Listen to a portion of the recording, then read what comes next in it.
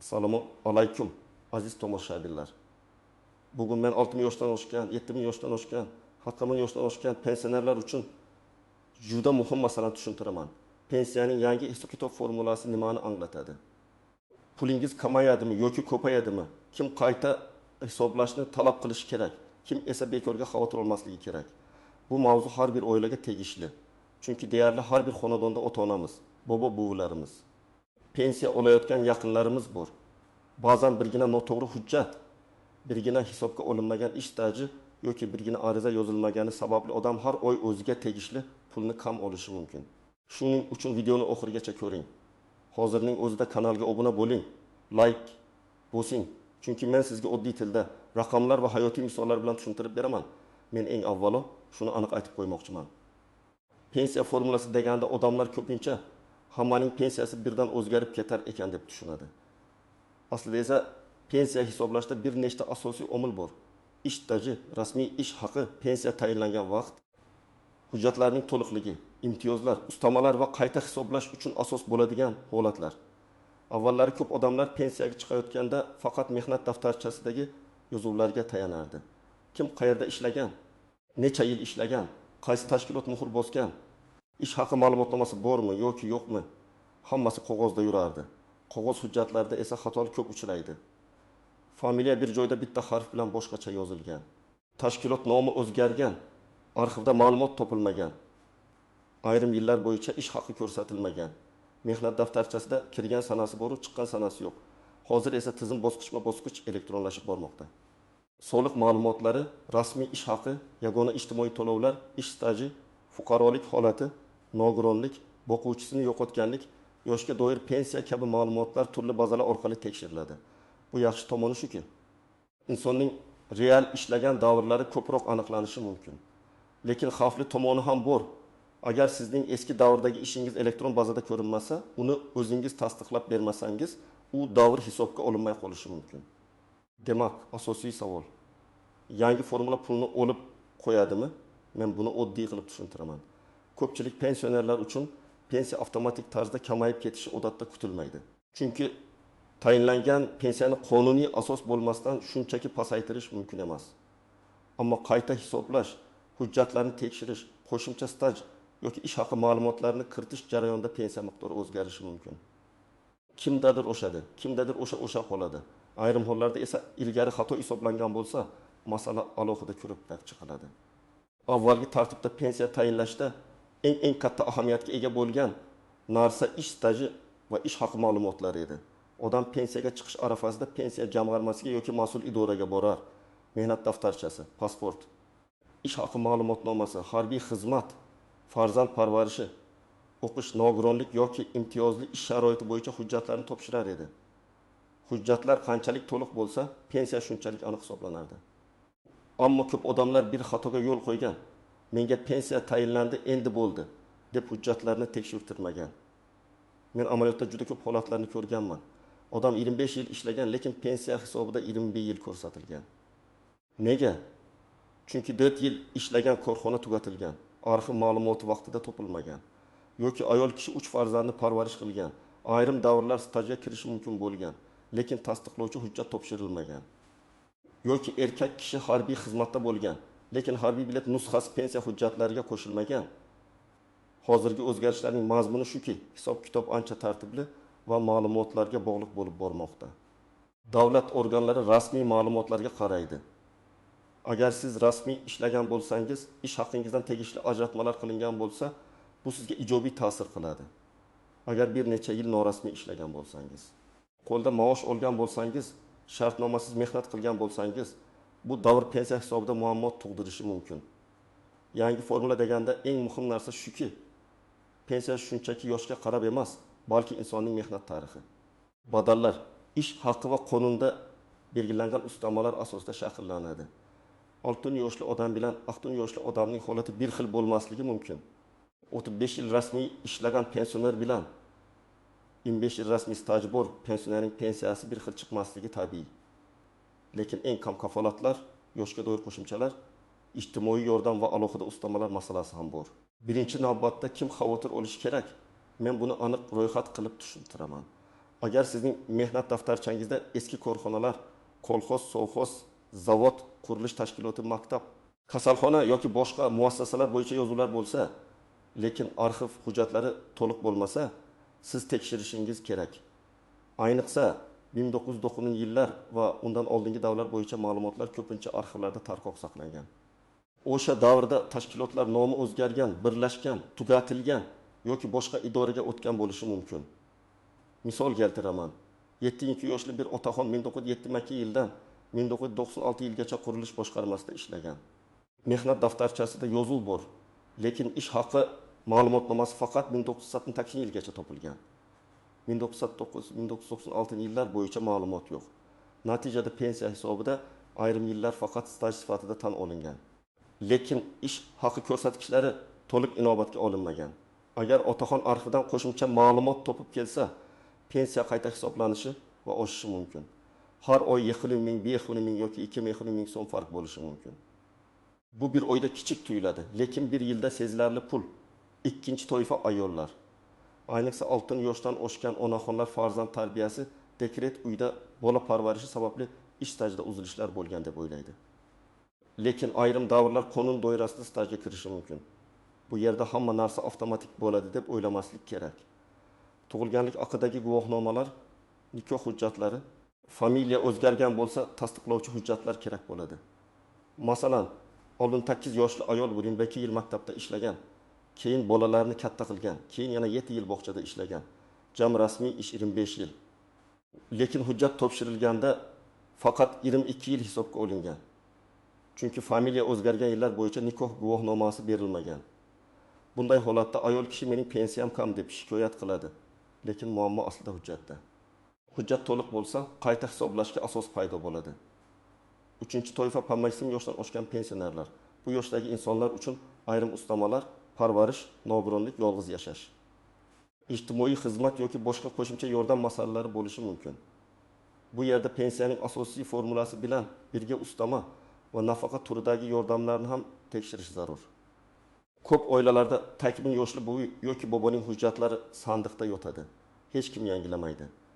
Holbuki pasport ma'lumotlari, yashash manzili, nogironlik guruhi, tibbiy xulosa, yolg'iz yashashi yoki qarovchisi bor yo'qligi bo'yicha ma'lumotlar pulga bevosita ta'sir qilishi mumkin. 4-toifa pensiyaga chiqqandan keyin ham ishlaganlar. Ba'zi pensionerlar 60 yoshdan keyin ham ishlashda davom etadi. Rasmiy ishlagan bo'lsa, badallar to'langan bo'lsa, ayrim hollarda pensiyani qayta hisoblash yoki qo'shimcha davrlarni inobatga olish masalasi tug'iladi. Lekin hamma odam ham buni avtomatik bo'ladi deb kutmasligi kerak. Qaysi davr, qaysi tartib, qaysi hujjat asosida hisobga olinishi kerakligini alohida tekshirtirish lozim. Endi kim juda katta xavotir olmasligi kerak, agar sizning pensiyangiz yaqinda tayinlangan bo'lsa, barcha hujjatlar elektron bazada to'liq ko'rinsa, mehnat stajingiz tasdiqlangan bo'lsa, ish haqi ma'lumotlari to'liq bo'lsa, ustamalar ham to'g'ri qo'shilgan bo'lsa, har bir mishmishdan qo'rqishingiz shart emas. Yangi formula degani ertaga hammaning pensiyasi kesiladi degani emas. Ko'proq gap hisob kitobni adolatli, shaffof va ma'lumotga asoslangan qilish haqida ketadi. Keling, oddiy raqamlar bilan tushuntiraman. Tasavvur qilaylik. Birinchi pensionerning rasmiy staji 35 yil. U doimiy ishlagan, ish haqi ham rasmiy bo'lgan. Hujjatlar to'liq. Bunday insonda pensiya hisoblashda asos ancha mustahkam bo'ladi. Agar tizim qayta tekshirsa ham, uning foydasiga qo'shimcha ma'lumot chiqishi mumkin, lekin katta yo'qotish xavfi kamroq. Ikkinchi pensionerning umumiy ishlagan davri 35 yil, lekin shundan 12 yil norasmiy. U ustachilik qilgan, dehqonchilik qilgan, bozor yoki qurilishda ishlagan, lekin rasmiy shartnoma bo'lmagan. Hayotda u albatta mehnat qilgan, ammo pensiya hisobida rasmiy tasdiq bo'lmasa, bu yillar to'liq ko'rinmasligi mumkin. Mana shu joyda odamlar men butun umr ishlaganman, nega pensiyam kam deydi. Sababi shuki, pensiya tizimi ko'ngildagi mehnatni emas, hujjat bilan tasdiqlangan mehnatni ko'radi. 3-misol, 71 yoshli onaxon 20 yil tikuv fabrikasida ishlagan, keyin fabrika yopilgan. Mehnat daftarchasi bor, lekin muhr xira. Buyruq raqamlari o'qilmaydi. Pensiya tayinlashda ayrim yillar shubhali deb qolgan. Agar u tuman arxiviga, viloyat arxiviga yoki tashkilotning huquqiy vorisi bo'lgan idoraga so'rov yuborsa, buyruqlar kitobi, ish haqi vedomosti yoki shaxsiy varaqa topilishi mumkin. Natijada 3-4 yil qo'shimcha staj qo'shiladi.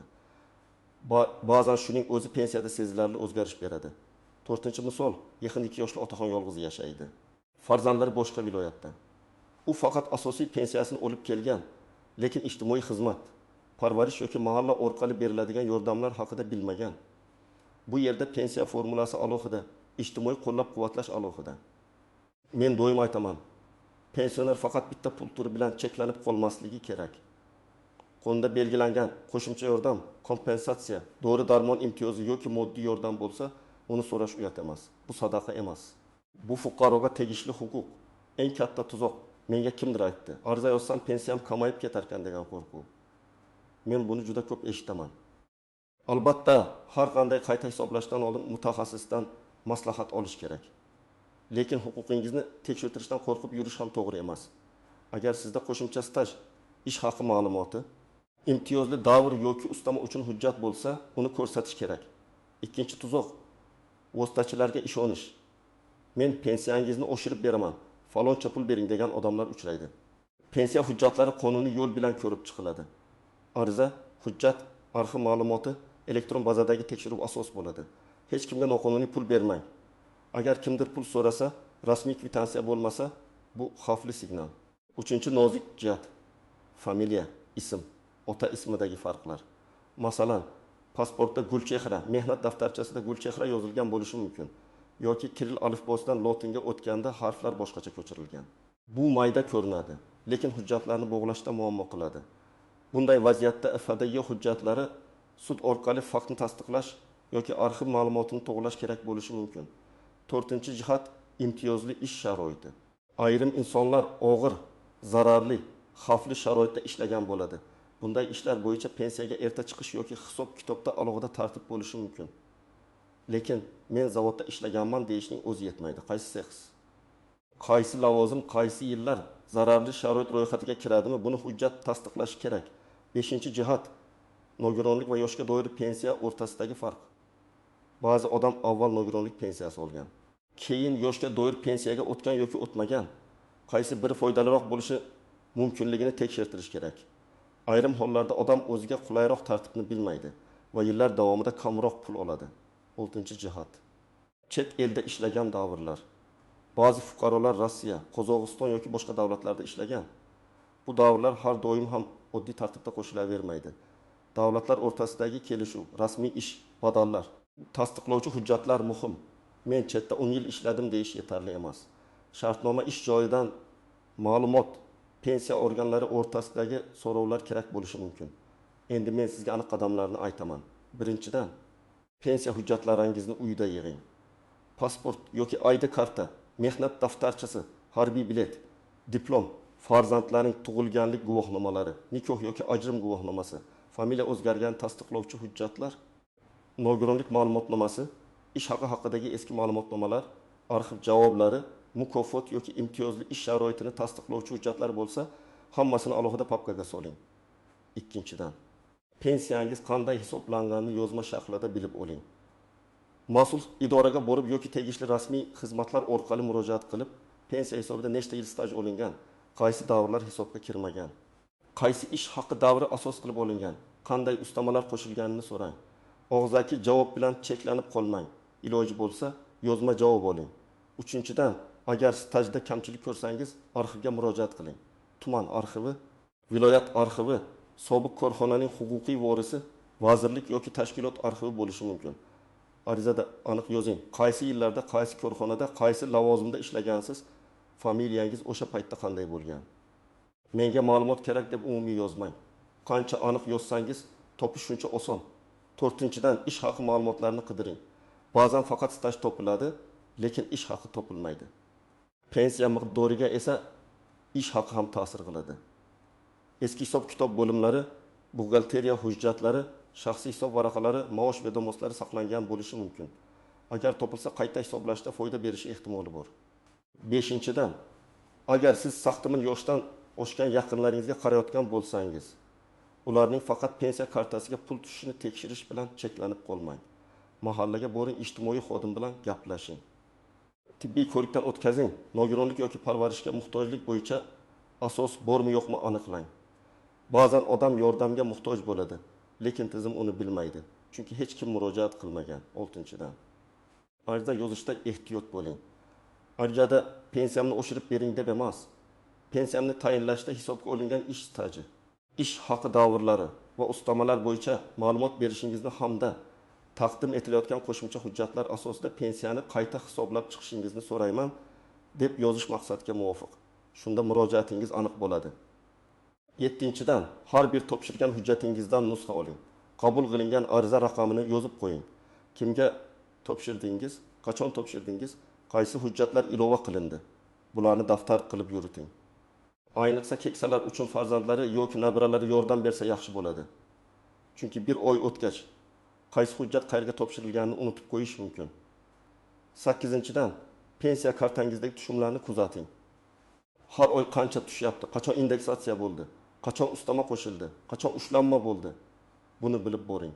Agar birdan summa o'zgarsa, sababini so'rang. Ba'zan texnik xato bo'ladi, ba'zan qarzdorlik ushlanadi, ba'zan qayta hisoblash natijasi bo'ladi. Odam sababini bilmasa ortiqcha vahimaga tushadi. 9-dan mish-mishlarga emas, rasmiy manbalarga tayaning. Telegramda, bozorda, navbatda qo'shnilar orasida har xil gap yuradi. Hammaning pensiyasi qaytadan chiqar ekan. Staji yo'qlarning puli kesilar ekan. Takashini yoshdan oshganlarga katta pul berilar ekan. Bunday gaplarning har biri alohida tekshirilishi kerak. Har bir insonning holati boshqacha. 10-dan agar rad javobi olsangiz, darrov taslim bo'lmang. Rad javobining sababini o'qing. Qaysi hujjat yetishmayapti? Qaysi davr tasdiqlanmadi? Qaysi norma asosida rad etildi? Shundan keyin qo'shimcha hujjat topish.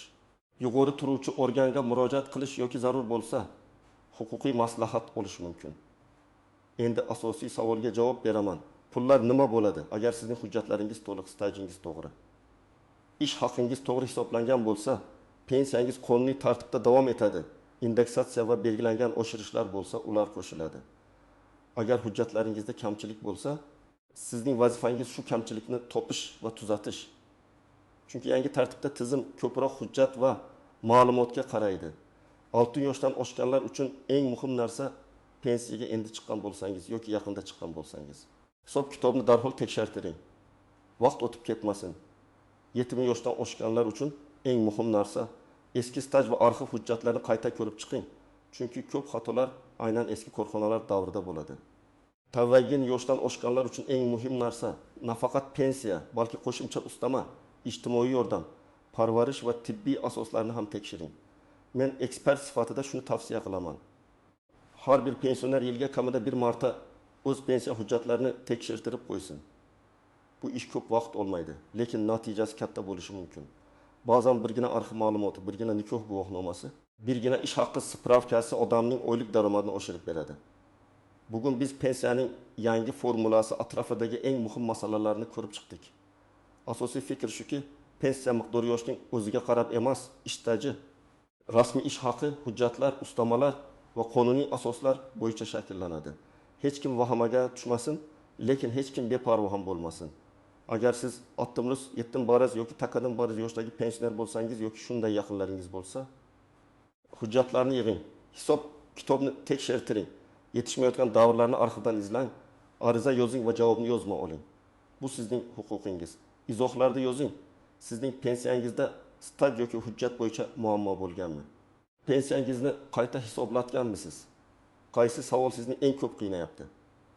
Like bosishni unutmang, kanalga obuna bo'ling. Chunki men keyingi videolarda pensionerlar, nafaqalar, imtiyozlar va hujjatlarni to'g'ri rasmiylashtirish bo'yicha yana aniq va foydali ma'lumotlar beraman.